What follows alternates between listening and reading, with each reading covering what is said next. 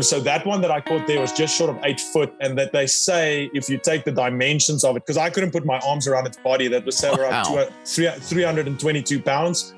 So you couldn't get your arms around it? No, I couldn't get my arms around the belly. I was just trying to Holy cow! Especially these specific ones, the Genghis Arapaima, because they eat so much food, it is hard to believe how thick that round body it is. It's you have to see it almost in person. It's a thick. And then I think where they maybe hold a lot of weight too is in the skull, because it just looks heavy. Everything of that fish just is very like tight together and just looks heavy. If you get close to that, like I remember, because I actually had caught nothing for the first day. I didn't touch a single fish, and then this fish ate the fly. I mean, it was like at the last end of my strip. It was like 10 foot from the boat. It was just complete solid. It must have wolfed and bounced out of there, and it cleared the water twice. So seeing an 8-foot fish go full breach, yeah, it's a kind of a poop in your pants moment.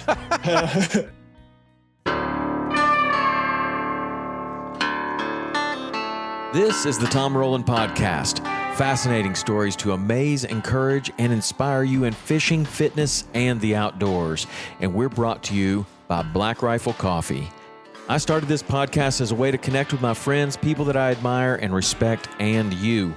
It has been a learning journey that's made me a better person, a better fisherman, a better father, and a better athlete. I'm so happy that you're on this journey with me, and I'd love to hear from you with show suggestions, guest suggestions, or questions.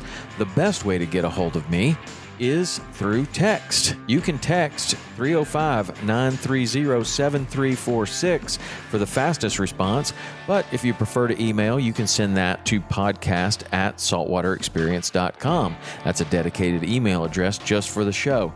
If you like this show, you can show your support by posting about it on social media and tagging me. Text the link to a couple of friends that may also enjoy it, and subscribe and leave a 5-star review if you feel like I've earned it. The website is tomrowlandpodcast.com, and that is where everything lives. All past shows, you can go and listen to any show. You can look up all the different shows that we've done, both the How To Tuesdays, the full links, and the Physical Fridays. They all live on tomrowlandpodcast.com. And the social media is Tom_Rowland, ROWLAND, on Instagram, or you can go to our big account, Saltwater_Experience. I hope to hear from you soon. So now, let's get on to today's show. Hi there, this is Jako Lucas, and this is the Tom Rowland Podcast.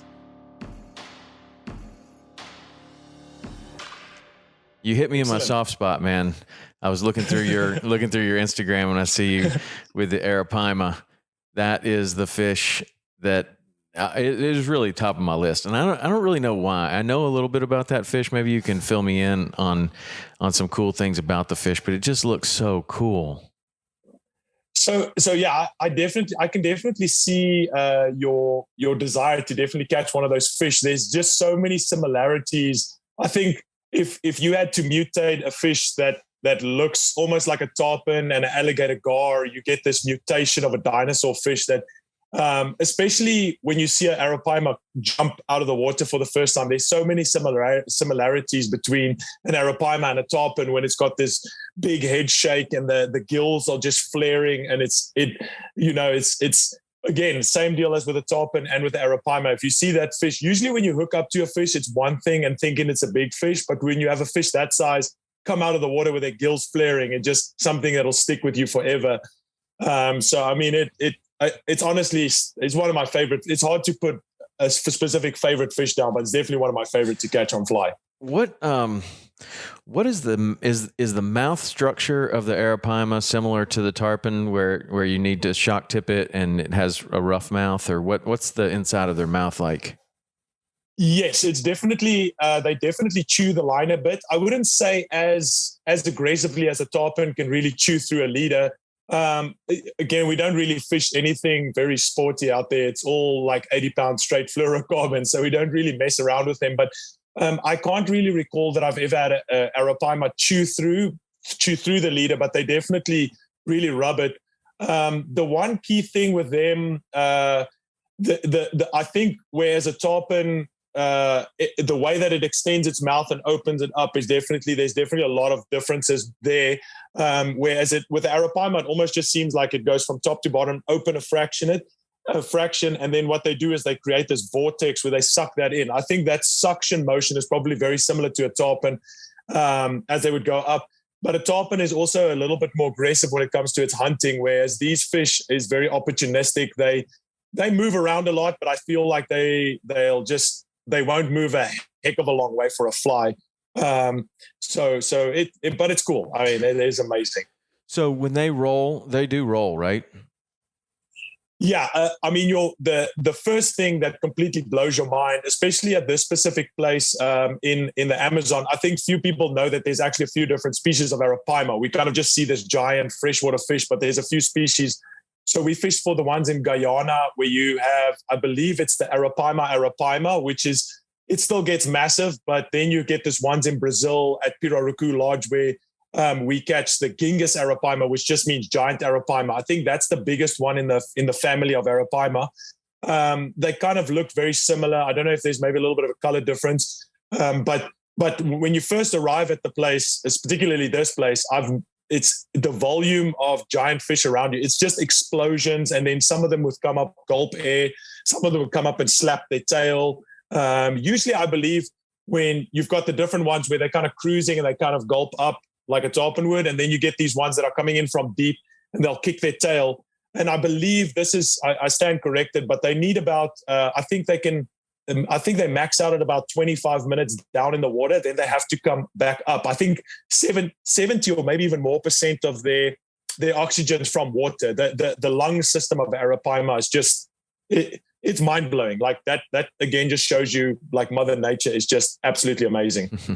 And so when you're fishing these things, let's talk about like the whole setup, like the watercolor, like the boat situation, how you're finding these fish. I'm imagining if they roll that you're able to see air bubbles come up. And maybe, I mean, we do that with tarpon a lot. Like they'll roll and you can tell the direction they're going. Like if the light's low or whatever, and you can't see in the water, you'll see, maybe they roll going left, but then you see a bubble going right, and they rolled and turned, and now they're going, opposite direction. So that the fish is facing the other way, even if you can't see them. And I don't know if that's something you do with Arapaima, but let's go over the whole situation of how you're fishing for these. Yeah, I mean, definitely a lot of good points there, especially when it's fishing for them. Like, I mean, what you basically go out in these very sort of open skiffs that the guys have built, particularly for that fishing, where, as with tarpon fishing, any single piece of obstruction that your line can get tangled in, it'll get tangled in. So these boats are super clean, very nice back front. You can fish from any side of the boat, super clean. And then you drive with the motor into the areas, but before you get to like the honey hole, it's these different chains of big ponds that you move into. Before you go into those, the guys would kick in the trolling motor and then move around with the trolling motor. They also, even sometimes when the wind's blowing in the correct manner or fashion, they'll really try and use the trolling motor as little as possible. So you try and still be as little noise on the water as possible. And then I would say the perfect conditions is when you got a little bit of a wind drift, and funnily enough, you're sort of casting upwind into the wind, and then you're doing these very slow drifts away from it. So you're actually potentially fishing for fish that's already swam underneath the boat. Okay. And then the strip of the fly. I mean, it's like fishing for those Isla Morada tarpon. It's literally like say jerking the gerbil. You literally just like slow and just kind of slowly tapping it in there. I do swap a little bit. Sometimes I'll give them like a couple of like big movements because the water is mostly pretty dirty. So I presume that they find the fly mostly with their sense of what they can feel in the water and maybe noise. Their eyes are actually pretty small. So I don't know how good they are with their eyesight. I would assume that they use more the noise and those sensors. They've got a lot of little sensors around the head area to find the fly. But But I mean, they're so good at it. You can actually sometimes, when you still fishing for it, you can actually hear the vacuum and suck as they're killing live fish when they just sort of doing their natural hunting. Is that like a pop, like a tarpon, like a big pop? Yeah, it's a big, like it actually like a shock through the water. It's like a thump. I've got a video that I'll send to you where this wasn't particularly in this area, but in Guyana where we were fishing, and the client made a cast. I'll send you the video where you can literally see the fly line bounce as it sucks it in, and then there's that delayed reaction of what just happened, and then you just then he's super tight on it. It's that's kind of the whole motion that you go through.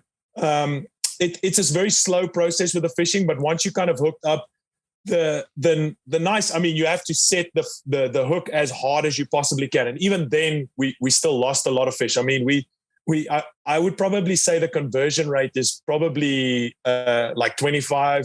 If you get lucky, a little bit more percent, like 1 out of 4 fish. Sometimes you kind of get in the zone, but eventually you're going to pay for it. You're going to lose a lot of fish. But it's purely just getting that hook set. And sometimes, like if you hook it somewhere in the mouth at top, but like inside, you got a good hook set because there's softer skin on the inside. But anywhere like on the outside, it's so hard. It's hard to really drill that hook in there. You always have to make sure your hooks are sharp. Like I said, just set the hook as hard as possible and then hold on, because the first thing is they're very confused. So they'll just kind of run off on a long run and then almost immediately jump out of the water and start shaking their head and just go wild. The technique the guides have kind of figured out is if you keep following with a boat, I mean, if it's a 300-pound Arapaima, you're just going to keep following him. He's not going to really give up as much. Even if he gulps air, he's going to regain energy. So what they do is they go to the banks. You go to the bank, so you have the guide helping you get off on the bank, and then you've got this area where you can pull him into shallow water. The key element, though, is you've got one of the native guys, of the local guys, that try and help beat off caiman, because there's also a lot of caiman in the area. And then you just try and wrestle this thing in. And once you get it to the bank, I'd say like that's 50% won. And then from there onwards, it's about 50% the guides trying to wrestle that thing until you can get it to hand. So it's a definite team effort, but it's wild.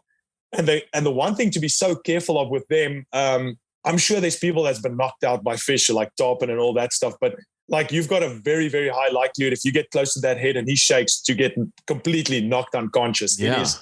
It's dangerous. For sure. I would imagine. I mean, the thing looks like it's got a thick skull. I mean, it really does. It looks like it almost has for somebody that hasn't seen one of these things, it kind of has the length of a tarpon. It kind of has the body maybe of kind of the body of a tarpon, but once you get back to the back end of the fish, it has that type of tail, and I'm not sure what it's called. Maybe but it's like an arowana has it, a bowfin has it. It's like the long fin underneath the fish that kind of undulates. Does it do that, or is that tail? The tail structure is definitely different than a tarpon. Definitely. And there's that like, I also don't know exact terminology of it, but there's like that snake-like movement. Yes. Because also when you try and hold them, they kind of all the time, they're just curling that tail around and they're like wrapping it around. And as you mentioned before with like the bubbles, if you're fishing at bubbles, like let's say, for example, the fish just peaks up and he gulps a bit of air and he comes down, like that thing can do a 180 and go back in a different direction. So if you don't follow that bubble line, because usually when he's gulped air and he goes down, he does these big sort of bubbles in the direction. So if you're not keyed in on what's going on, you'll cast in the wrong direction because you see the body shape that way, but he can turn his whole body back onto its tail and go the other direction, which they do. They kind of funny fish and they still kind of do their own thing. What do you think that they're eating naturally? So I would presume that they can probably eat anything that comes within that head motion. Like I think they've even been known to eat sort of all sorts of little animals that live around the bank. But I think predominantly they eat piranhas. They'll eat all the different kind of little bait fish that's in the area. I think as soon as they feel any kind of vibration around the head, they just literally engulf and swallow. I don't think there's any chewing or it's just getting it in that suction and then gets it down to the belly. The one thing that is noticeable the reason why they have to feed so much, and you hear them feeding the whole time, is that that they actually are one of the fastest growing fish that I know of. I mean, I'm trying to remember how quickly they said they grow, but it is something almost crazy. I think what I've heard before is that they tagged the Arapaima, a baby one, at like 28 inches. This was a couple of years back, and I believe it was the next year they recaptured that fish, and he had already grown up to like 53 inches. Wow. It's like, I mean, this is like a year. It's just like a feeding machine that just keeps growing. Because there's a lot of myths. I know that the guys do a lot of research on it, but even when we handle the fish, we've gotten a bit of criticism with handling the fish too much. But in these specific areas, especially there at this one in the Amazon, you very rarely have they ever found. I think in a total of like the 6 years that they've done there, they may have found 3 Arapaima that didn't make it, which is a pretty good conversion rate. Because the reason why you also know if he didn't make it is usually they'll belly up and the caiman will start feeding on them, and it takes them a while for the caiman to get those fish, and that's that way that they found those fish. So they actually, but I know that they've done studies in Guyana where those fish, the mortality rate's a little bit high, or they just the work that they do there, it seems like a completely different thing. Like they seem a little bit more sensitive. I don't know if it's because they get trapped in these ponds with a lot less maybe food or something, but there's definitely a difference between the two. Interesting. And then let's talk about the gear you're using. What are you? Go over your rig that you're throwing. So in this specific area, we were fishing either intermediate or sinking lines. In a very rare occasion, the first time I went there, one of my clients actually had the opportunity where it was this thing that happened where the bait fish started. There was this, I don't know what exactly happened, but it was so crazy. One of the native guys came to us the night before. He said, stuff's going to go crazy tomorrow. And we're like, I don't even know how this guy knows it, but obviously he knows a lot. And we went through the river, and suddenly there were just there's thousands of birds and all sorts of birds along the bank and cormorants. And there were these bait fish just fluttering around. And I don't know if that was maybe an oxygen thing or what exactly happened, but in that instance, my client actually managed to get a couple on popper, which is very unique. But for the most part, you're kind of fishing down intermediate or sinking lines with a reasonably, in your mind, when you see a fish like that, you would always imagine you're fishing like a marlin fly that's huge with these double hooks set up and all that stuff. But funnily enough, the flies we were using were nothing bigger than like some of the flies I will use in Africa or in Costa Rica for top. And I always like to fish a fly with some deer hair on it, just for that vibration in the water, and just to have a little bit more body. And then just kind of natural fibers. Sometimes you have piranhas just kind of eating through the lines or the flies and stuff. So synthetics sometimes last a little bit longer, but I like that vibration in the water with the naturals.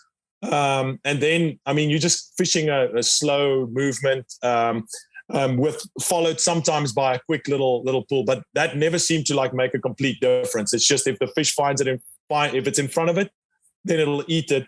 The one thing I've noticed very clearly on this last trip is they were feeding times.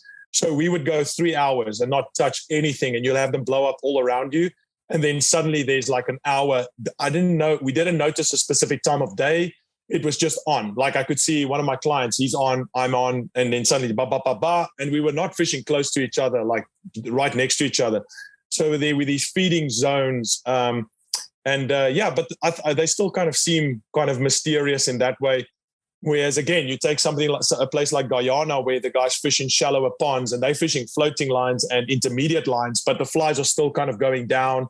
And you fishing there, you sight fishing a little bit more where you've got bubbles coming up and you're fishing maybe a gulping and you fish directly at specific fish. So those two places, the technique differ a little bit, but for the most part, you're kind of fishing down and slow.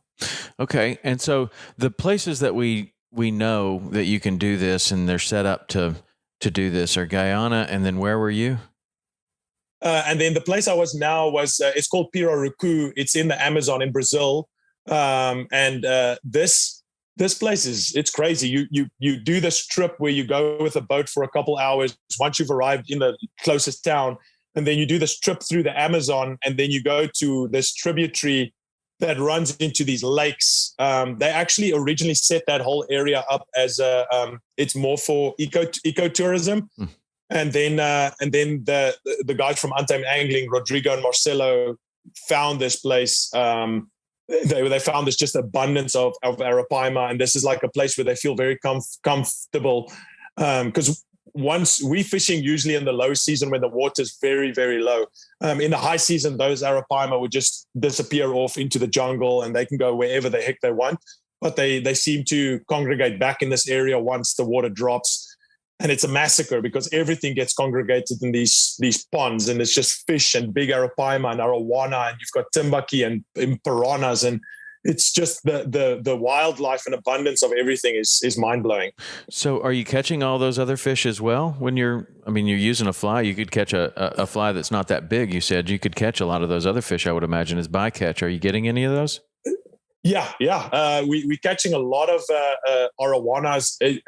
I wouldn't say you kind of, because a lot of time they'll eat the fly. It'll feel like Arapaima grabbing it, but then they sort of jump out and they're like a fraction of the size of a big Arapaima. But the other technique that the guys have developed there is you kind of fish with these mouse or crick or like hopper patterns for the arowana, and it's a lot of fun, especially if you want to kind of break your day up from the Arapaima fishing. You can fish for these arowana, sight fish for them. There's more than you can even imagine.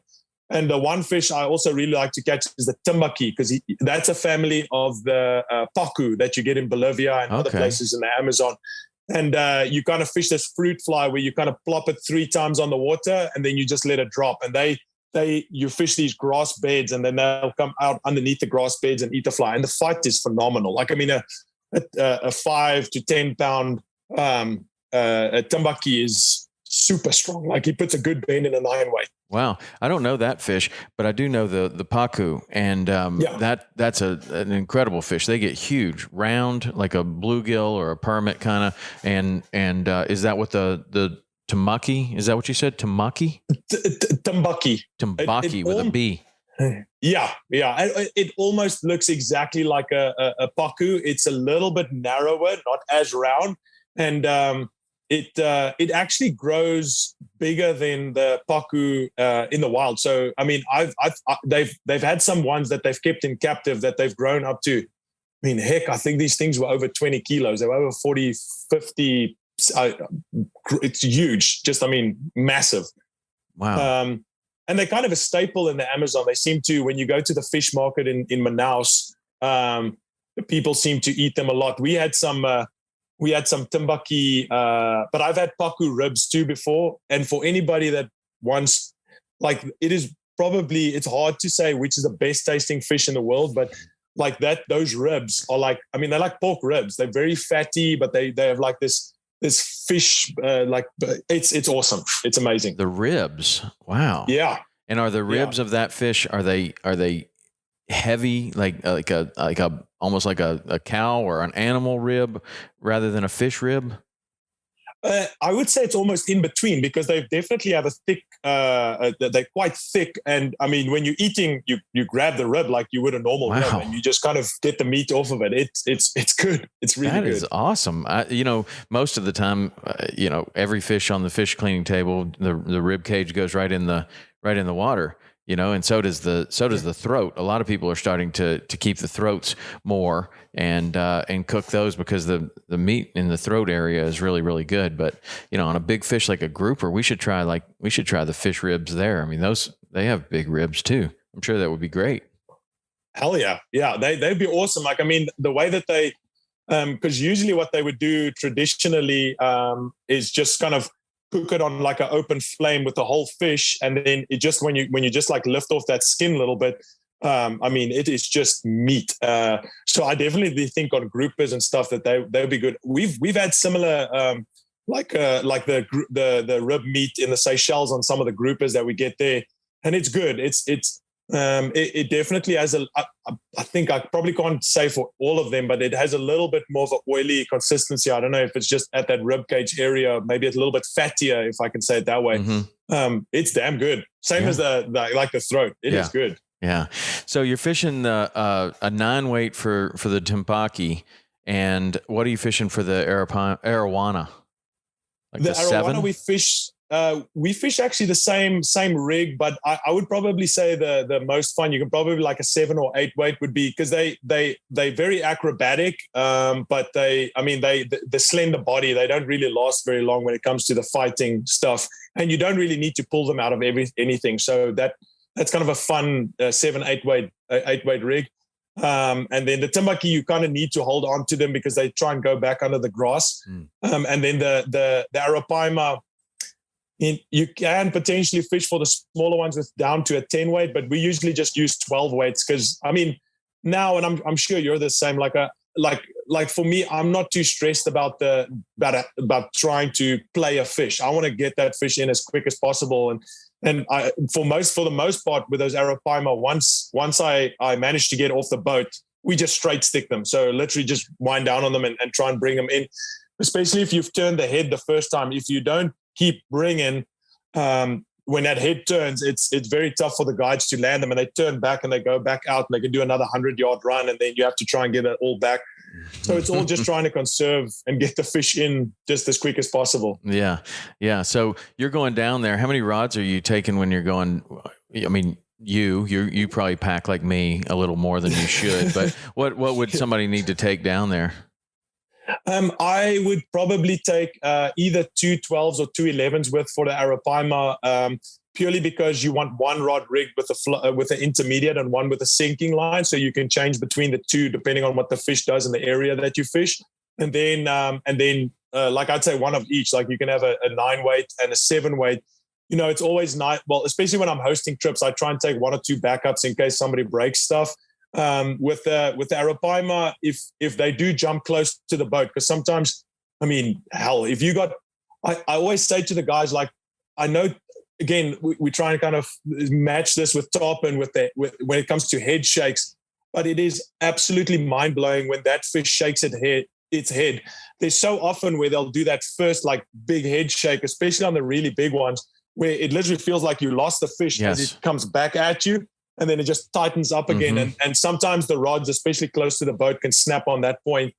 One thing you have to take with quite a truckload with is fly lines, because you'll literally either be fighting a fish, or I had twice in one evening where I made a single cast and the Arapaima just nipped through the sinking running line bit. And Really? you're stuck with just they just literally go, it's like butter. You're talking about the fish that you hooked, or another fish? Well, sometimes you'll be fighting an Arapaima and your fly line will be running through the water, and that just gets those the piranha. The piranhas just going, and they go so crazy, and then they'll just snip through that line. There's been dreams broken, people see like a 250, 300 pound Arapaima jump, and then they're fighting it close in, and then a piranha just comes and nips it off. And then it just happens purely while you're fishing. They just suddenly just slack line. And I had this, I wore out, I had one specific fly that Blaine tied me, a game changer that was black, that was really successful. I had one more, and this one was kind of worn out. And I put on a fresh one, first cast in, fresh fly line, first strip, poop, piranha takes the whole front of the fly line. Fly gone. Man.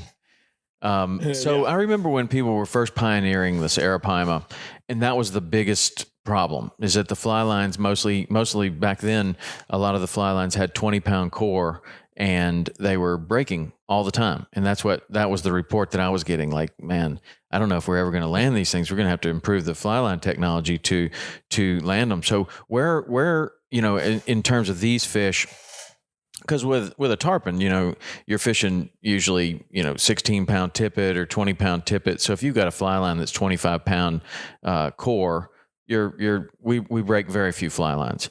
But down there, you're saying that you're using an 80-pound leader straight to the fly. And so now you're pulling really hard. Where's the fly line technology now?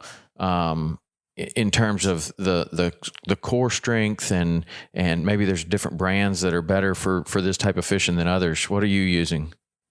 So I've been using Cortland lines for quite some time now, and we've definitely, the guys from the Seychelles and myself, we've all been kind of working with them to improve and get the core lines, the core of the lines higher up, just purely because we're not really IGFA or fishing class. So for us, it's just a question of getting that same almost throughout the fly line to the leader. You know as much as I do, that will always stay a very controversial subject when it comes to what actually is considered fly fishing when it comes to the leader and all that kind of stuff. But with the Arapaima, it just helped so much to the sinking line and the intermediate line that Cortland made with like us. It's a 60-pound core, okay, and it has very little. It doesn't have a huge amount of stretch. The cool thing they did with the sinking line is they actually thickened out the running line a little bit behind the sinking line, so that you also don't tangle as much. You know, like you're casting sinking lines, there's just always a bunch of line that just tangles up. This helps a lot. I mean, it doesn't prevent it from happening. It's a stiffer core, like the core stiffer. Yeah, so it's stiffer and it just like runs out a little bit quicker. And then the intermediate line that I was using there, I actually worked with them when I was fishing for tarpon in Costa Rica, because I said to them, like, I mean, we just need something also super strong there, because we're also not fishing class there, and you want to just maximum pressure on those fish. And this line, I mean, these two, that sinking and intermediate line that they make is really, really strong. I mean, it's hard to break it. I actually stress a little bit when I get hooked on the bottom of something just to try and break it. I've had to wrap line around my hips and try and snap it off.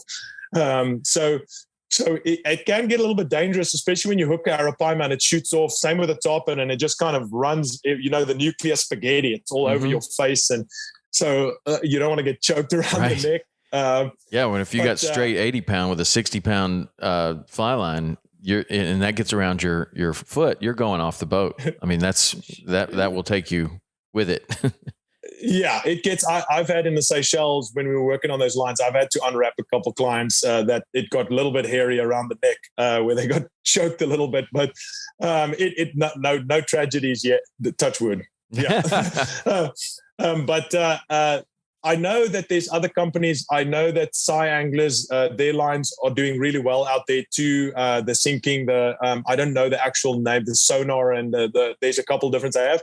And I believe Rio has also been kind of working on their lines a bit. But the ones that I've personally have most experience with is a Cortland, and then the Anglers. I've got some clients fishing them, and they're doing good. I think the only time we've had that we actually the line failed was when the piranhas got to them, and so that kind of says a lot. No real breakages on the fish themselves.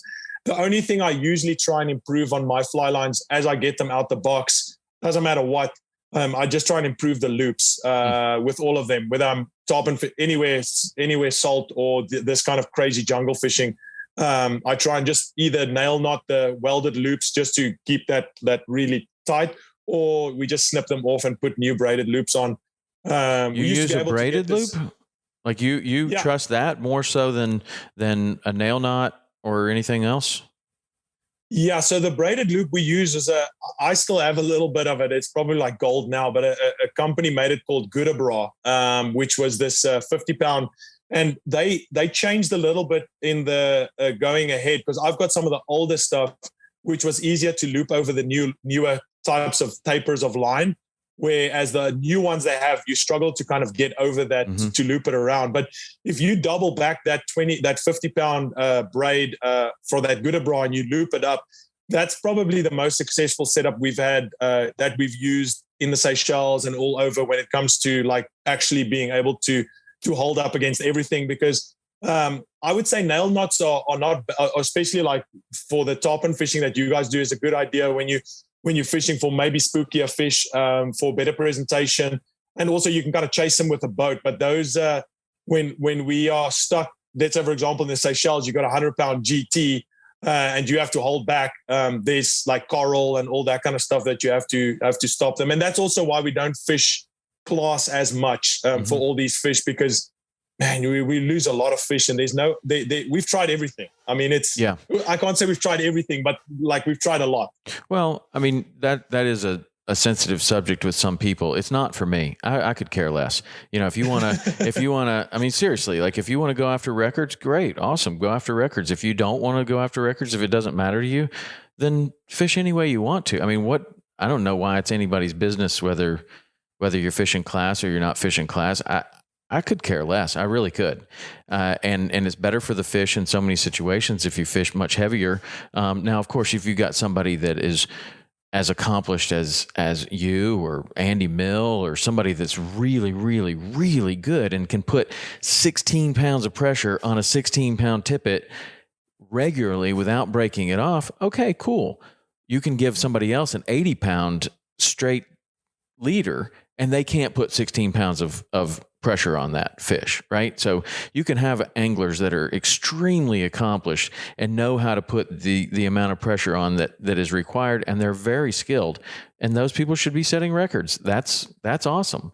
But yeah, what you're doing, you're pioneering new places and pioneering new techniques and pioneering new fish. And maybe you have to do it this way to figure out how to catch them, and then you start going for, maybe it's somebody else comes along and wants to try to set a record and they learn how to do it. But I don't know.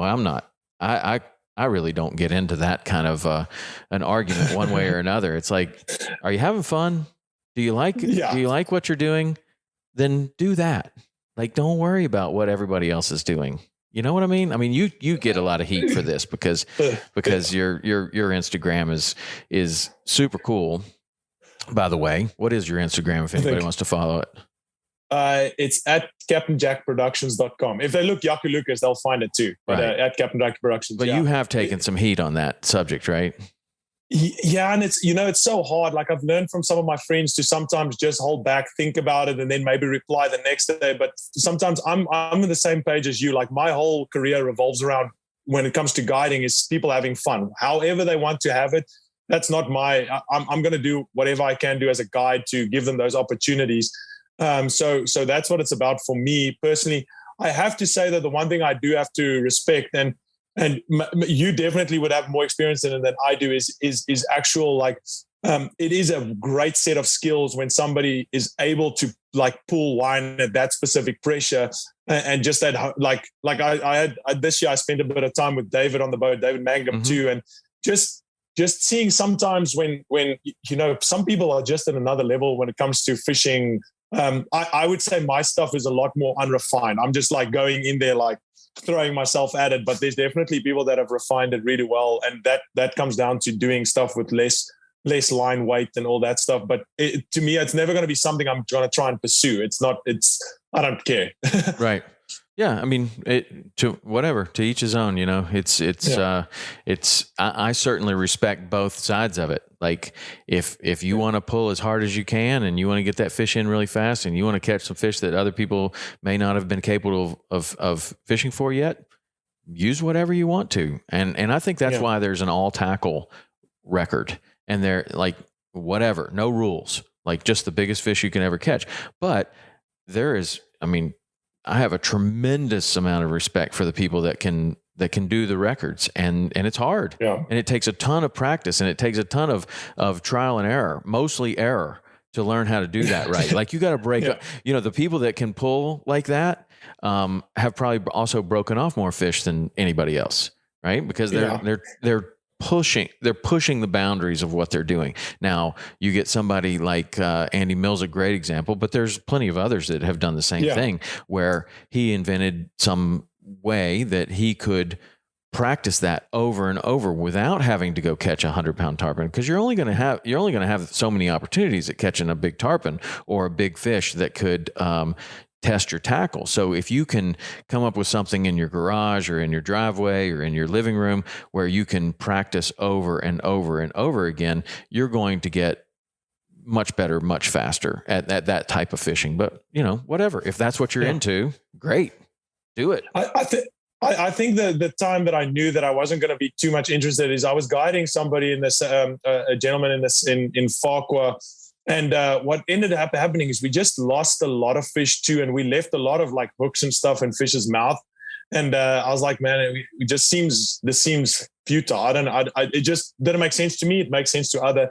But I would love to. I actually, even before we talk, I should have probably checked out what if there is any world records for Arapaima on fly, because the one thing that would be interesting to me, especially, is just how firstly you set the hook. Because the way that we set the hook, I mean, I'm putting like 140 pounds back into that fish. Like the way that the guide Raphael described it to me is he does jiu-jitsu, and he says that you go full body jiu-jitsu set on it. So all I'm just saying the whole time is like I'm standing like a dog pointing at my rod, focused the whole time. And if I feel just a bump, because sometimes it's a hard thump, and sometimes it feels like you're going through leaves, and then you just lean back into it. And I'm putting a lot into it. So that first initial set would be interesting with IGFA. And then secondly, the head shakes and the jumps. I'm not saying it's impossible, but it's going to require somebody with patience. Somebody can figure it out for sure. And it might require that they go spend a month down there, Yeah. But there's somebody that can figure it out. And maybe there's some different things that you could do with hooks. I don't know if anybody's practiced or even experimented at all with circle hooks, but you can tie circle hook flies that can make a big difference, because on a fish like a tarpon or, particularly like a permit, it almost catches a permit in the side of right in the corner of the mouth every single time. I mean, very rarely does a circle hook land anywhere but in the corner. And maybe, with some fish, maybe that's, a way you can do it, and you can do it with flies. But I don't know. Has anybody, do you know of anybody that's tried the circle hook for the Arapaima? Actually not. That's an interesting thing. I think if there's one person that would know, I'll check with them again at some point, is Raphael, because I think he's probably one of the guys that's been on the water for Arapaima the most of any person I know. Raphael Costa, he's one of the guides at Pirarucu. And they've got a whole gang of guys that really know them well, all Brazilians. And then Oliver and his buddies that developed that one at Guyana. I know that they had a lot of trial and error. I mean, they lost a lot of fish, and eventually they came down. It's funny that because with the hooks and with the flies, both places kind of came down to the same recipe. The flies is very similar in what they look like from a profile. The colors may vary a little bit, but the flies that we used in both worked at both locations. But I haven't seen any with circle hooks, but it could make sense, especially if you can get a fish to gulp or suck that vacuum in. And then I would think that sometimes I'll turn a little bit and just get that circle hook in. They're like probably turning. Somebody just has to try it. They're probably turning, because that's how a tarpon eats. And, you take a fish like that, he eats, and then he goes back to doing whatever he's doing. And, the turn might not be like a GT or a Jack Crevalle or something like that. It's this huge, sharp turn. I imagine that those fish are eating and then like sinking back down. And maybe that's when you just kind of hold that line and then just pull it tight. But what do I know? I've never caught one. I've never even seen one. I saw one at the aquarium. And that's why I have this passion for them. Is I go to this aquarium and they have one of these giant fish in there, the Arapaima. I'm like, man, that just looks like an amazing fish. So you mentioned earlier, if you hook a 300-pound Arapaima, kind of like you could, right? I don't know. How big do these things get? So this funny story. I haven't posted too many photos about this first fish that I caught the first time I went out there. Just like how aggressive social media, because we were surrounded by 5 caimans, so we had to pull the fish up a little bit closer to the bank. So that one that I caught there was just short of 8 foot, and that they say if you take the dimensions of it, because I couldn't put my arms around its body, that was around 322 pounds. So you couldn't get your arms around it? No, I couldn't get my arms around the belly. I was just trying to holy just get a gauge. Cow. Especially these specific ones, the Genghis Arapaima, because they eat so much food, it is hard to believe how thick that round body it is. It's you have to see it almost in person. It's a thick. And then I think where they maybe hold a lot of weight too is in the skull, because it just looks heavy. Everything of that fish just is very like tight together and just looks heavy.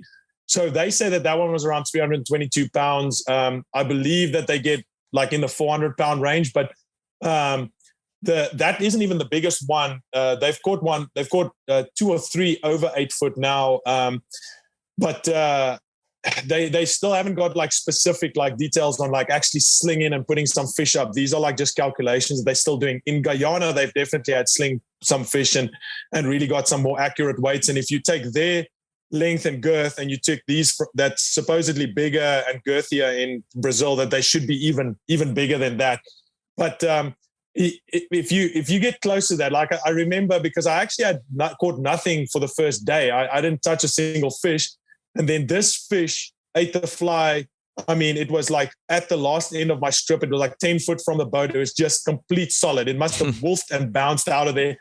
And it cleared the water twice. So seeing an 8-foot fish go full breach, yeah, it's a kind of a poop in your pants moment. So yeah, it's wild. It's wild. It's I think as much as we all love saltwater fishing, and I've been trying to tell this to a lot of people, is that saltwater is what I live and breathe. But this jungle fishing should be a separate facet of fly fishing or conventional fishing, because the opportunities are endless. I mean, we all dream about fishing the Amazon. We've seen like it's just that unknown, and just that all that weird stuff and bugs and all that stuff that's just very intriguing. It's cool. Yeah, man, I got to do it one of these days. I definitely want to do it. Maybe I can go on one of your next trips or something. But I was at Costco not very long ago, and the kid that was bagging all the groceries and working at the deal, he had what I would describe as the ugliest pair of cowboy boots I've ever seen, right? But he was super proud of them. He thought that they were cool. And my wife obviously thought they were also the ugliest pair of cowboy boots that she had ever seen, because she said, "Those are interesting boots. What kind are those?" And he said, "These are Arapaima." And I took a double take. I was like, "What?" And he goes, "Yeah, it's a big fish." And I said, "Oh, I know exactly what it is." But I didn't know that they were making boots out of them. And you know what? I had, my daughter wanted some cowboy boots. So we took her to shop at a cowboy boot store. And sure enough, man, I saw the same pair, and I just looked at them and I was like, "I don't want those." And I didn't even look at them, but I had seen that there was a whole shelf full of them. And I was like, "Man, those are really ugly cowboy boots." But they're making boots out of Arapaima. Do you know about that? You're in Texas. Do they have, is that a thing? Man, I don't know if I've seen them in the boot shops here in Texas. I definitely should have a better look. Do you know what they look like? What the boots look like? I mean, so they look like if you took the scales off of the Arapaima, it would leave a ridge of leather that looks like the scales. So imagine that you just pulled all the scales off, and you know what the scale pattern looks like. Well, the scales are obviously really grown onto the skin, like unlike other fish, right? Because it looks like a piece of leather with a crosshatch pattern on top of it. That's the Arapaima leather. So they must have just incredibly tough skin too. Once you get the scales off, that they're making boots out of these things. So I know that in Manaus they actually had a shop completely dedicated. It was this boutique shop that they dedicated to making handbags, bags, luggage, and boots out of Arapaima leather. I never went there. However, like I can only imagine like how it must look, because the one thing that was very noticeable is throughout all the Arapaima that we've caught and I've been around, is they never lose a scale. Like sometimes you'll see them shake off a scale or something. Maybe it's just not something I noticed as much, but it just seems like even if you start yanking on them, I mean, I should have taken one of the scales of that first big one that I caught, but I mean, it didn't register at that point. It was too overwhelming. But they actually in Brazil, they use the scales, they dry them out, and ladies would use them as a nail file. So they become like rough texture, and it's hard to kind of get through that. They can use those scales for a long time as a nail file, and I know they've used them for different stuff. Unfortunately for them, and I've tasted it before, their meat's also delicious. So they quite a delicacy, and you'll find them in restaurants there. But most of those that you find there are farmed. So I've got some of these videos where we're feeding these Arapaima in this little sort of caged area. which is, I mean, sad, but it's better that them killing than the native, like the natural ones. But they very the meat and everything is delicious. So they also, the place that we went to now is they are able, there's one day or a week, I think it's actually just one day, where they are allowed to hunt Arapaima. And man, they I don't know if you saw Carter Andrews' episode on it, but the one guy that was our boat driver, he is a Jedi with harpoons, and he actually once a year harpoons Arapaima. Now, you know, you can be as badass as you want. If you harpoon Arapaima, you definitely trump everything I've told before in my life. Because, I mean, just having the patience, apparently the guy would sit there for 8 hours and just wait for the right moment to harpoon these fish. He's got different harpoons, and it's badass. I mean, it's not something that any of us are kind of used to, because you're going to keep it when you whack it with a harpoon. But man, that's badass. Yeah, for sure. Well, that was what I was going to ask about, because when I saw the boots, I thought, well, I wonder if they're, you know, getting these from the wild or if they're farming them. And they do seem like a fish that would be, you know, farmable.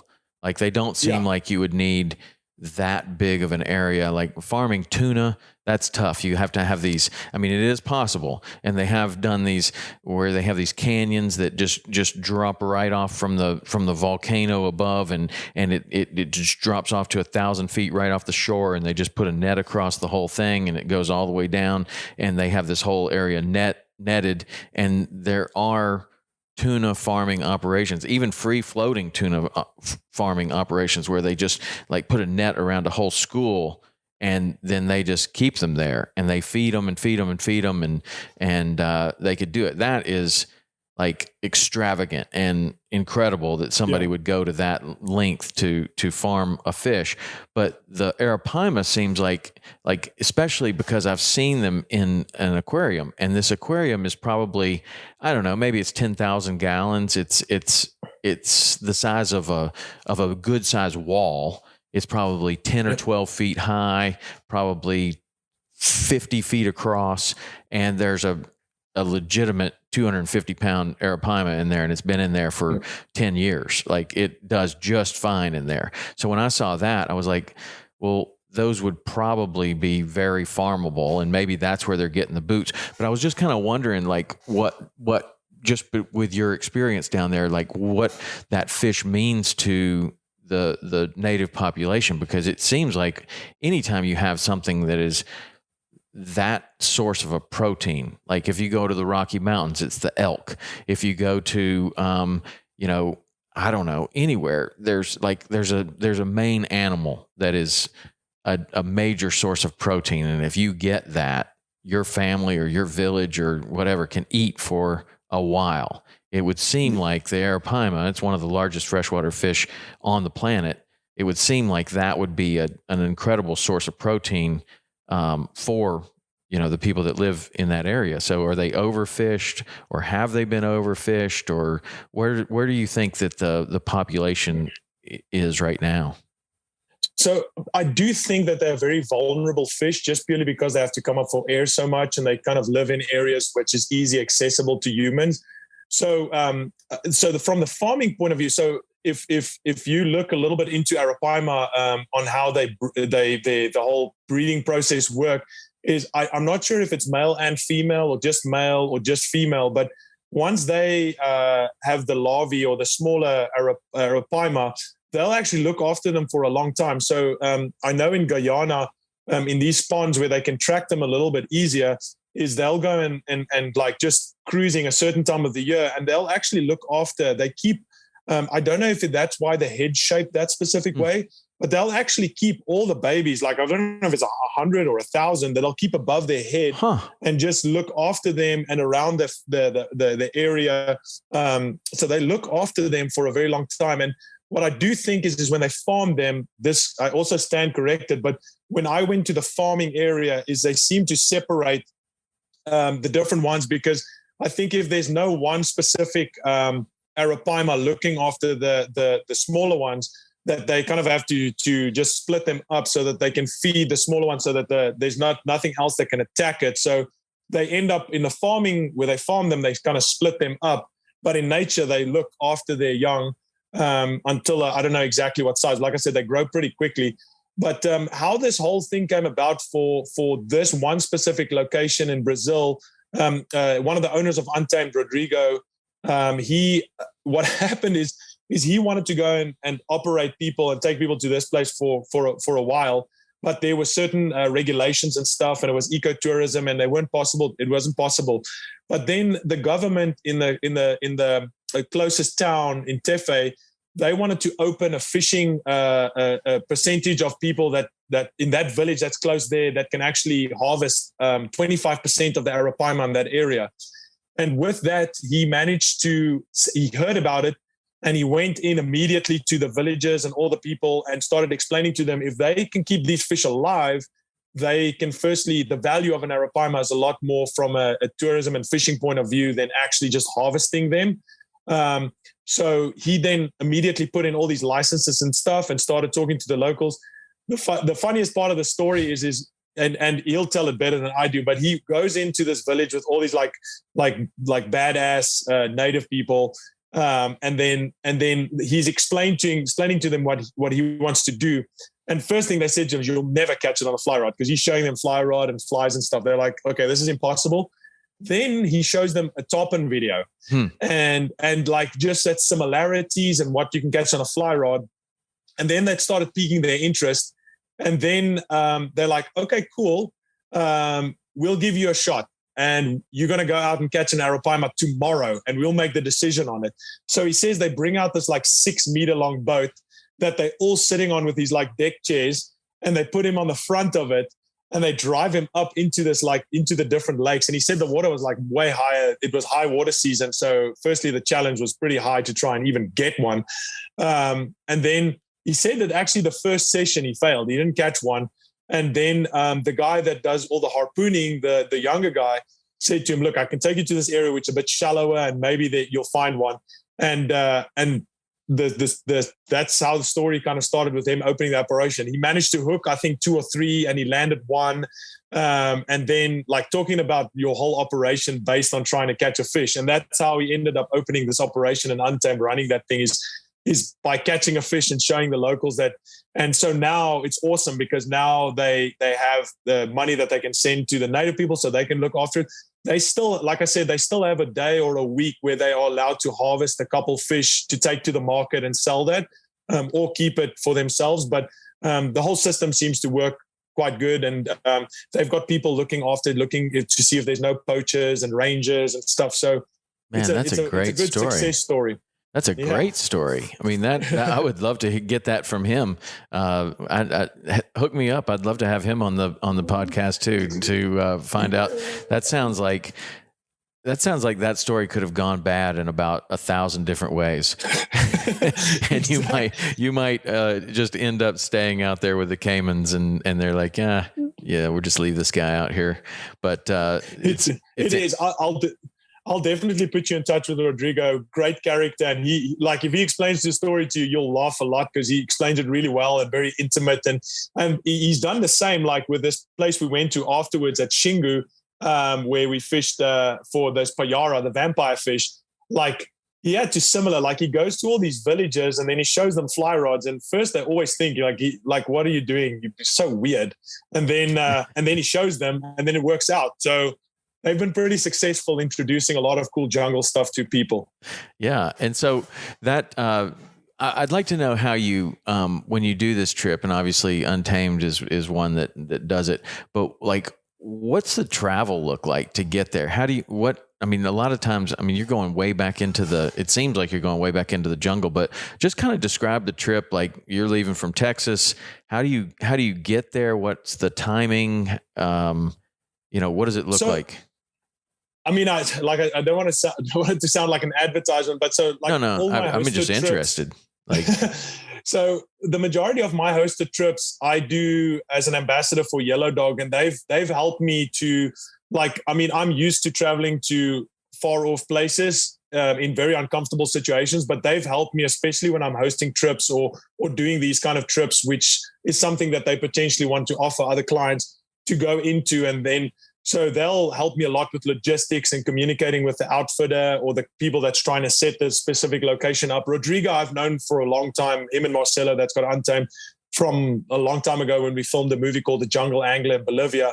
But yeah, I would just communicate all this information with Yellow Dog, and then we put the travel together. So how I traveled is I went from Austin to Atlanta. They actually used to have a direct flight from Miami to Manaus, which would have cut off 12 hours of traveling at least. But now they closed a lot of flights because of COVID, and there weren't as many people traveling there. So we flew from Atlanta to Sao Paulo, which is way south. And then we shot up north again to Manaus in another long flight. And then from there onwards, we overnighted in Manaus. And it's kind of cool when you overnight there, you can go to this fish farm and you kind of hang out and see some cool Brazilian stuff. And then we've got another smaller charter flight to Tefe. And then you've got the boat ride to the lodge. All in all, you end up spending probably about a day and a half of traveling until you get to the lodge and you set up your gear, and you usually fish that afternoon, which is still at the end of the day quite a bit shorter than traveling across to Australia or the Seychelles and stuff. But I mean, for all these trips that anybody plans on doing, you kind of have to prep yourself for a little bit of uncomfortable traveling, especially when you go to the US is comfortable. Things go wrong, but it's comfortable. Like when you travel to a foreign place that's a third world country, potentially, my one flight, they bounced me off of it in Sao Paulo, but they did put me on another one, but I had to just adapt and go and do something and wait for the next flight. And so these things go wrong sometimes, quite regularly. But like I said, the main thing for people to remember is just go with the flow. Like if you get angry about that stuff, it's going to consume the fun of the trip. So you'll get used to it, and it is what it is. When you end up there, the juice is worth the squeeze. Yeah. Is there, whenever I go on a trip like that, I'm so careful about getting sick, because you could get sick from the water, you could get sick from the food, you could get sick from all different types of things. Was there any problem there? Intestinal problems or anything? So with these places, they definitely make you well aware, especially the Pirarucu. It's not advised. So the lodge setup is super cool. It's this ecotourism.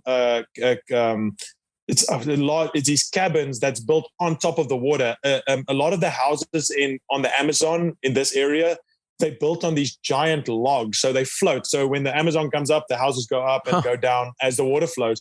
So it's the same thing with this lodge. I mean, it's all on top of the water, and at nighttime when you're sleeping, you've got these Arapaima slamming into the bottom of the lodge, and then you've got your room, and you've got caiman around you. But they advise you, because a lot of the water that you shower in is just kind of pumped out. It's filtered a little bit, but they tell you just rather drink. So they'll bring in jugs of water. I would suggest always for anybody when they go to locations like this to take potentially some sort of water cleaner with, or just something that you can, if you have that. You got these actually small straws that you buy now that you can suck that filtrates the water, if you are a little bit nervous about it. And then the food wise, I mean, heck, it was awesome. We ate some of the local fish, and we ate some chicken. It's good. Vegetables are good. They've got these funny little vegetable gardens that they'll also grow on this wood on top of the water. So it's all very cool and clean. And I think every time somebody thinks about the Amazon initially, I had somebody message me they want to go do this, but they're so scared of all the bugs and all that stuff. Look, I'm a 240-pound South African. I don't like spiders. I don't care about snakes, but these things you don't even really comprehend when you're on those places, because I don't know. You don't see as much of it, or once you go into the jungle itself, then you might see more of it. But it's not something that really bothers me, food or anything. I suppose, I've picked up some bugs other places in the world that'll kill those bugs inside my body. But I mean, it's fine. It's honestly a lot easier than most people think. A lot easier. With a little bit of experience traveling, you can also you can knock your chances of getting some sort of intestinal bug down significantly. like, I don't, if you can, not brush your teeth with the water, coming out of the tap, not, you keep your mouth sealed shut in the shower, and you're not back home. You're kind of taking a real quick shower if you're taking one on a daily basis, and then you're not getting any of that water in your mouth. The fruit, like even washing fruit with the water and then eating it, like that could be it. So I'm not like you. I'm not that worried about the snakes and the caimans. I'm more worried about the tiny little invisible bug that's in the water that's going to make you unable to fish for 3 or 4 days because you're just. But you know what? That can happen, man. It just happened to one of our hosts on one of our shows. Right here, and it was right there in Texas. Went to Texas and picked up something somewhere along the line, probably from a gas station.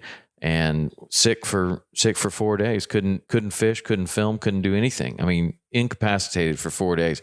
So it can happen just as easily in the United States as it can happen anywhere else. But it does take some common sense of just being careful about what you're putting in your body, and just realizing that it's not the same as back home. I remember I went to I think I was in Honduras, and in the lunch was an orange, and I was trying to get this orange open, and I couldn't get it open. It had a real tough hide on it. It was like a baseball. And so I took it and I bit it and just kind of broke the orange peel with my mouth. And all of a sudden my lips started going numb and the side of my face started going numb. I don't know what was on that, DDT or something. But I was like, wow, that would never happen, in the United States, but you just got to be kind of careful and realize that this is different. There's different stuff on the fruit. You're not equipped to drink that water. The natives may be drinking it like it's no big deal, but man, one sip of that might not go very well.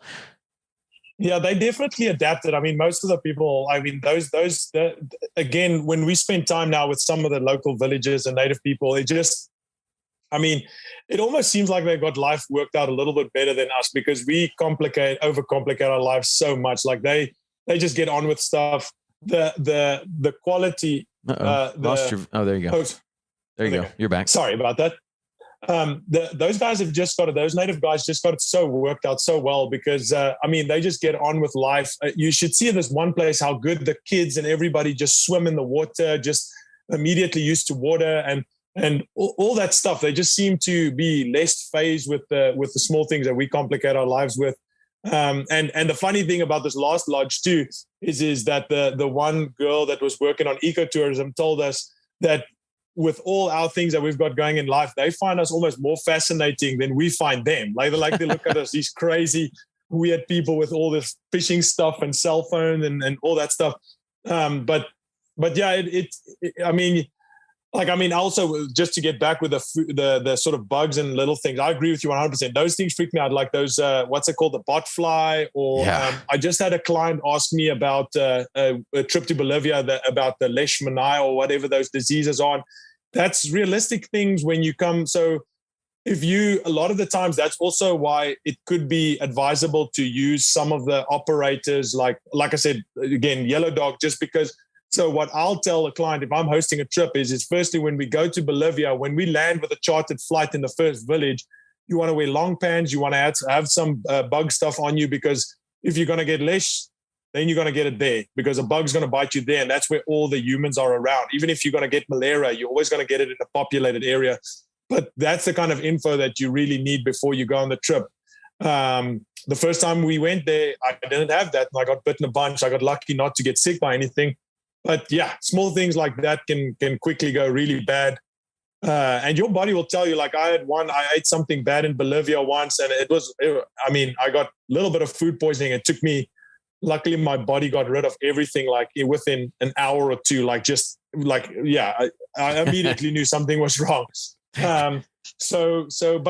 But being prepared for it pre-trip definitely makes a difference to at least get those small things. And like you said, just not being like the small things, just they'll let you know, but close your mouth when you shower, all that stuff. That's a lot of really great advice. Yeah, for sure. Well, it's because I have made a mistake before, and you only have to do that once. And you're like, okay, I want to know every possible thing I can do to avoid being that sick again. And, you just make a lot of people, can do it for a while, but when you get really, really sick in a foreign location, and like me, I'm a big baby when that happens, and I need my wife taking care of me, and I need everything, but when you're by yourself and you're in a foreign location and there's nobody taking care of you and you are as sick as you've ever been, you will do about anything you possibly can to avoid that next time. Yeah. And, and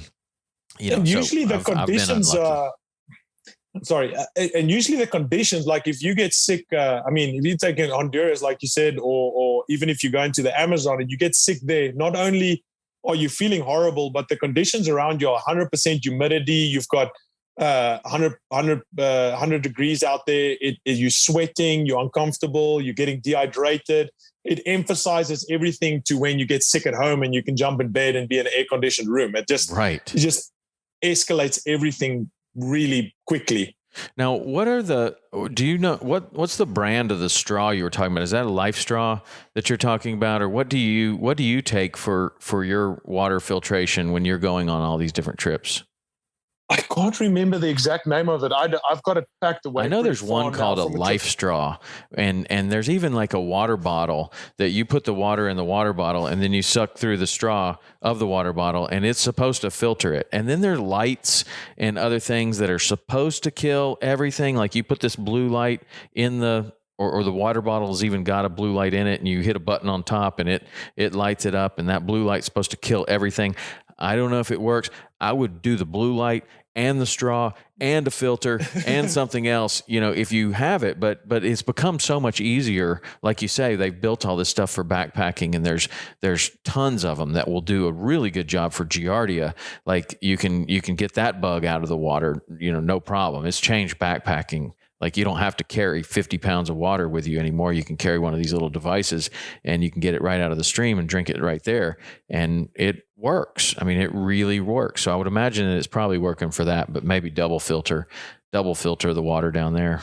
I don't know. Yeah, I don't think you can be too cautious because Giardia is a bad one. Like, I mean, that's a terrible thing that you don't want to be involved with. But I think also, apart from the filtration system, is I always take a couple of like little protein bars and stuff with just to supplement when you don't feel like, when the food doesn't really, just a few little supplements that really go a long way on trips like that.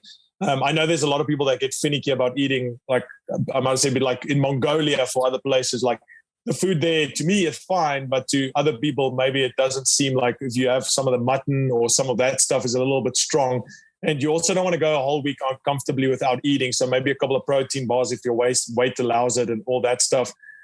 So there's a little bit of those things that can help. I have to say that I don't know if you know anybody. I've got one friend, Oliver White, that I said before that's gotten what's the other one that you get from tropical fish, the cicatera. That one freaks me out, I think, the most, because I think that stays in your system too. And we get it in the Seychelles on barracudas and all that kind of you can get it fish right. That you need get it right here in the Keys. You can get it. It happens. People get it a lot. But you don't want that one either. But a lot of times, it's not the ciguatera as much as a lot of these places just don't believe in, understand, or respect or use refrigeration like we do. I've seen it in a dozen different locations where you catch a fish and it's going to be the fish for dinner, and they're like, oh, you go take a shower, come back, you can, we'll have some hors d'oeuvres out, and you go back and there's the fish that you caught sitting out in the sun, still there 3 hours later. You're like, ooh, I don't know, man, that does not look good. And you're 100% right. This is the most like visual thing I see in my mind now is as you said, that is like in the second location we went to, one of the native guys. I mean, like I said, again, those guys, when it comes to hunting, are on a different level. Like this guy was explaining to us how they used to bow hunt jaguars, all this stuff. And it's not like he has nothing to prove. I mean, he's just telling us how he does this, but that's how he lives. Went and and they shot two like bush pigs or hogs that they shot, and he literally dumped it on the riverbank on hot rocks in the sun, flies all around it, and just cleaned one there that he took up to the village and left the other one for the rest of the day in the sun. Like it's hot. There's, like you said, no refrigeration, just there. And I think he only I think there was even some vultures pecking at it before he cleaned it, the second one for the villagers, and they were fine. Yeah. Well, I mean, you can't base what you are going to eat or drink on what the people that live there are eating and drinking, because I mean, if you go to the quickest place to do it is Christmas Island. They the natives drink water right out of the tap and they're perfectly fine. If you do it, man, you're going to be sick. And if there's bottled water available, then drink only that. That'd be my advice. And in some places it's not available. And I guess where it's not available, then try to filter it, before you drink it. But if bottled water is available, I always take cash, and it's usually you need to have that accessible, because it's usually on the taxi ride over to somewhere, and you're like, can we stop somewhere and get a couple of cases of water?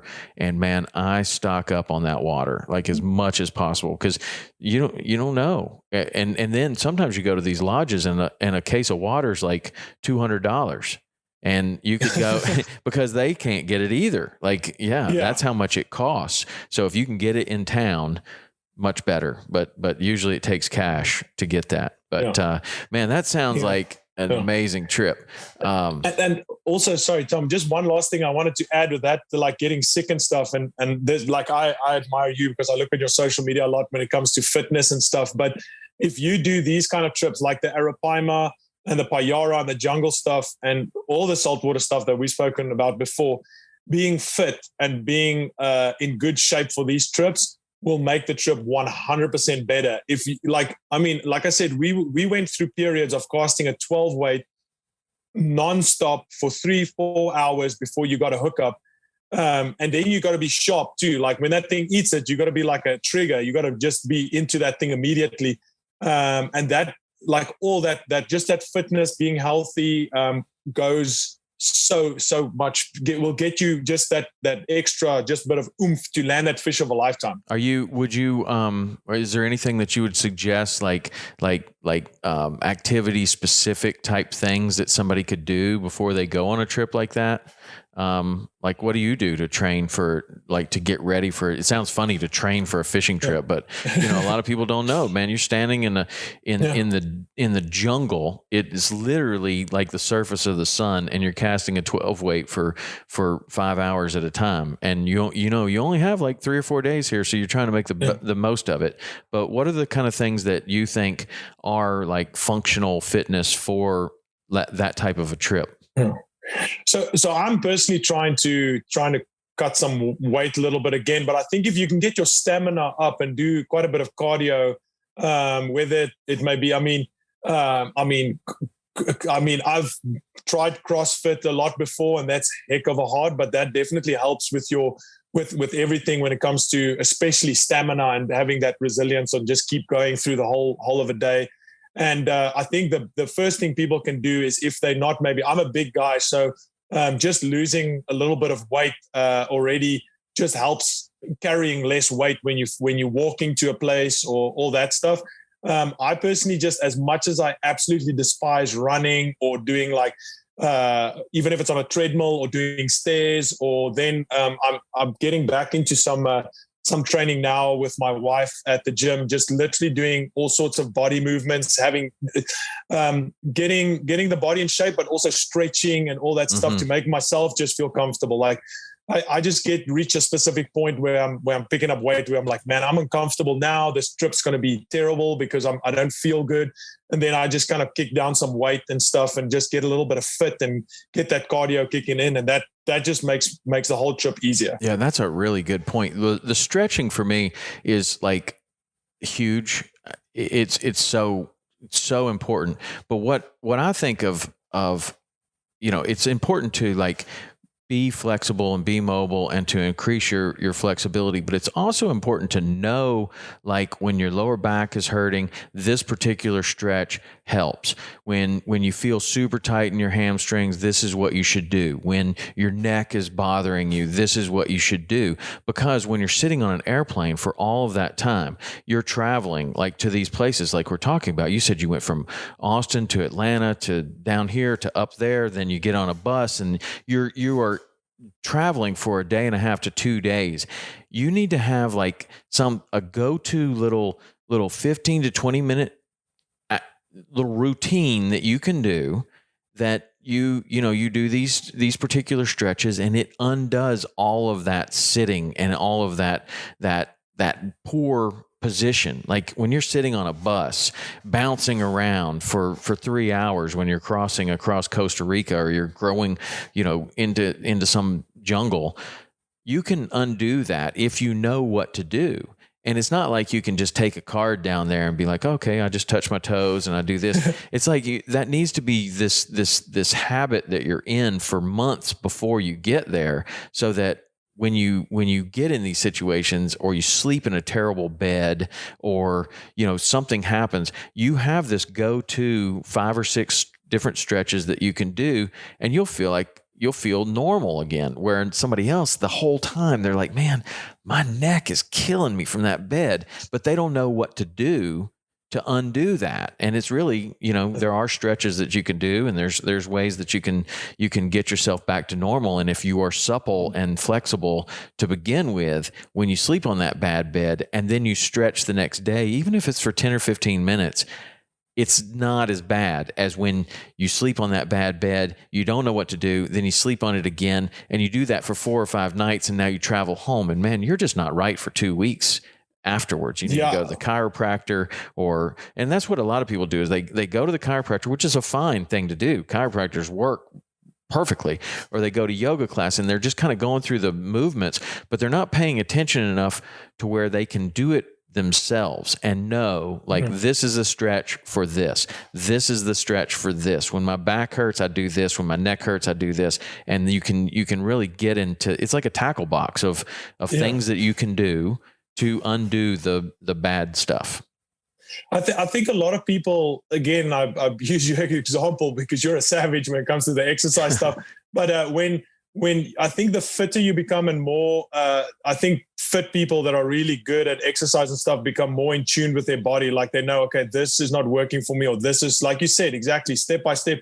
You understand your body more, because if you're overweight and you don't feel good, you're never going to feel good. Like everything is going to be aching and paining and stuff. But if you're in tune and you fit and you go like, okay, this is sore, then you can try and adapt to that. But that's why I think it's so critical. I don't think you can mention that enough from every aspect of life, because then you'll just be in general in a good place. Yeah. Well, it's working for you, man. You're doing awesome. You are. I look to you as my inspiration for traveling the world, man. You've been to so many cool places and spent so much time in so many cool places. And I saw this Arapaima on your Instagram. I hit you up immediately. I was like, dude, we got to talk about this. That is something that I've always wanted to do. So keep me in mind for one of your next trips. I think I might like to do that. I mean, there's like, I don't know. There's a lot of trips that I kind of have a partial interest in, like going on bonefish trips or something like that. It's like, yeah, but I got bonefish right here in the Keys.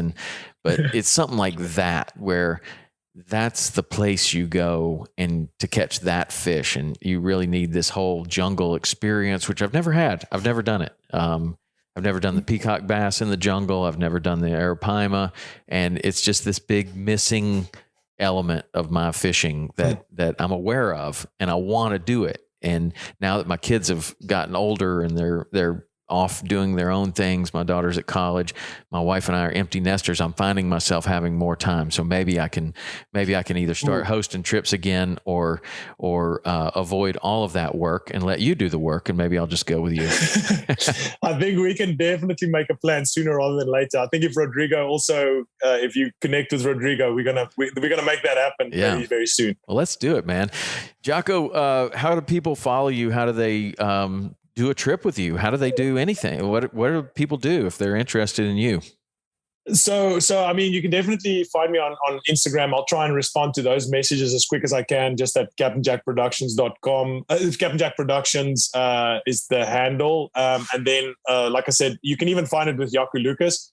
Or if anybody wants to email me about any sort of information, I'm always happy, even guys that want to get in the industry or anything like that when it comes to guiding or all that stuff. Just Jako at CaptainJackProductions.com. Email is usually easier because it leaves me with a reminder that just I need to get to that. I'll never take out an email if I haven't answered it. So it'll sit and look at me. And then, I mean, I'm on some of the other social media stuff and I have my website, but that's probably the best way just to connect. And yeah, I'm always open and happy. It takes time a little bit, every now and then, but I'll get there. All right. Hey, well, thanks for doing this. I appreciate it. That sounds like just an amazing trip. And as always, man, you're just a great guy to talk to. You got so many cool stories and also you're guiding in Texas, right? How's the fishing in Texas?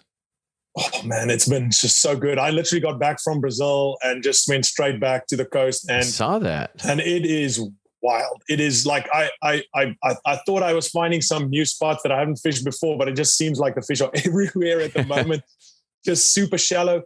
The interesting thing is the conventional guys have actually been finding a little bit of a tougher time. So it seems like all those fish are just spreading out on the flats and just feeding on shrimps and going wild. So it's from a classic Texas shallow water belly crawlers, tailors. It's been phenomenal, and it was good to see how good it is because we had that freeze earlier this year, and just to see the system just kick back. The mangroves are growing back. I think the only people that took the hardest knock from that freeze at the moment is probably the Texans themselves because nature's coming back. Yeah, right. That was a, that's probably, I mean, would you call that a storm of the century or an event of the century? Is that what they're calling it? I believe so. People freaked out. I've never seen anything like that when it comes to just like shops being ransacked and just people don't know how to drive. And it's just like a chaotic moment. We kind of went into our little nest and just kind of just looked at it from the outside. But it was something that you could see people haven't experienced before. But like I said, it just shows you like we, as humans, we kind of got back a little bit, but we had to shake it off. But the nature, just to see, because the mangroves looked like they'd been dead I thought it was done. Yeah. And then just now, this last couple of weeks, you just see them popping up and the fish are there, the bait fish are there, things are just kind of ticking over. And it's just cool to see. The mangroves are really one of the most incredible plants. When we have a hurricane in Florida, sometimes the mangroves they'll lose all their leaves. They look like they're dead and they've been dead for 300 years. Sometimes they'll be upside down, like literally the roots are up in the air.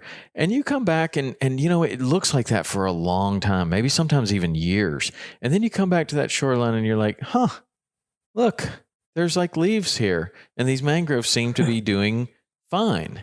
And they're not new mangroves. It's the same mangroves. But man, that is like the most hardy plant maybe on the entire planet. It's amazing what that plant can do and where it can grow and how it blocks wind. That's amazing. I mean, it could be blowing 50 miles an hour. You get on the other side of a mangrove and there's no wind. And it's just an amazing plant. But it shows you like the resilience of it and shows you that the more I'm on the water now too, and just kind of noticing, especially not like fishing in a place that's a little bit easy accessible, is like, I think the only worst impact for any single place on the planet is humans. Like if we look at like Biscayne Bay and all those places that's getting hammered so much, that's all human stuff. Like that's almost stuff that's hard to recover from, but that's because of us. If you leave things be, they can work it out. Well, I've always thought that, hurricanes are bad for people and good for nature. Like even if it looks like it is so damaged, I've almost always seen better fishing and better habitat and better populations after a hurricane than before. It's just like a whole system reset that it cleans the flat. Everything looks better. Like it cleans all this extra sand and sediment and it puts a lot of trash out there too. Don't get me wrong. You'll find washing machines and chairs. That's our trash. And trailers and pickup trucks that sometimes will get out there. But it almost always benefits the fishery. Now, cold fronts are a different story. Like an extreme century once a century cold front, that can be really bad. And we experienced that in Alamorada with the bonefish there. But the redfish is a totally different animal, man. That fish is totally used to cold weather, and they live lots of places where it does get cold. Those fish in Texas may not used to be used to cold weather, but I'm quite certain that a redfish can handle cold weather much better than a bonefish can, or much better than a permit can, or snook, or a Goliath grouper. The redfish seems like a pretty hardy fish. Yeah, I've got so much respect for them now. I'm learning more and more about them, just the honest fish. And sometimes they can be a little bit tricky, but it's such a good fish for clients visually and just all those elements. And surprisingly enough, I still managed to get into some jacks last week too, which was kind of the water temperature dropped a little bit. It kind of showed me we got into some interesting stuff in the weather, which was very cool to see. But yeah, we're still working on that. I've been working with those girls too on the side with the research that you put me in touch with. Oh yeah, really? Have you been tagging them for FIU? That's fantastic. We've shared some emails, so they still also actually. I'm hoping to get them a little bit more involved with the film. The film release date is for next year, so it's definitely going live next year. But we're just gathering a little bit more information just to apart. I mean, the fish porn perspective of all of it, we've got done. We just want to make sure that we add the body to it and make it a good movie. So it's going to be sick. All right, man. Well, I like all the movies that you've come up with, so I'm looking forward to that one. That one's particularly close to my heart. I love the Jack Crevalle. It's one of my favorite fish. All right, man. I know you got stuff to do, but I appreciate you coming on today and telling us all about the Arapaima. And man, look him up. He's amazing. He's a beast. All right, dude. Thank you so much, and hope we get out there soon. Let's do it. Let's do it. All right. Thanks, Jako. Thank you.